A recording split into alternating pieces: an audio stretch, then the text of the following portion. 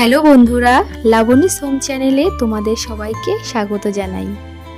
আজ আমি তোমাদের দেখাবো পাঙ্গাস মাছের পাতুরি।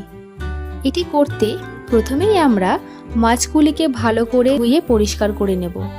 তারপর তাতে ধনেপাতা কুচি, শুকনো লঙ্কার গুঁড়ো, হলুদ গুঁড়ো, সর্ষের তেল আর স্বাদমতো নুন দিয়ে দেব। এরপর মাছগুলিকে ভালো করে মাখিয়ে নেব।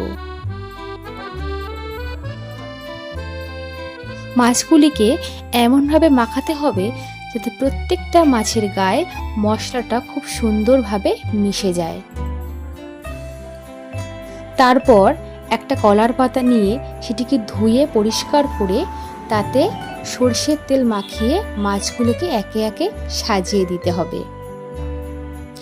এরপর উনুনে কড়াই চাপিয়ে গ্যাস জ্বালিয়ে পাতাটা নিয়ে আমরা কড়াইতে বসিয়ে দেব।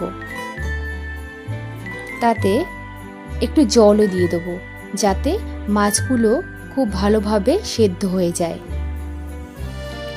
মাছগুলো ফুটতে শুরু করলে আমরা গ্যাসের আঁচটা একটু কমিয়ে দেব। একসময় দেখব মাছের জলটা শুকিয়ে পুরো তেলটা ভেসে উঠেছে। ব্যাস, আর একটুকুনি ফুটে উঠলেই আমরা নামিয়ে নিয়ে পরিবেশন করব গরম গরম ভাতের সাথে।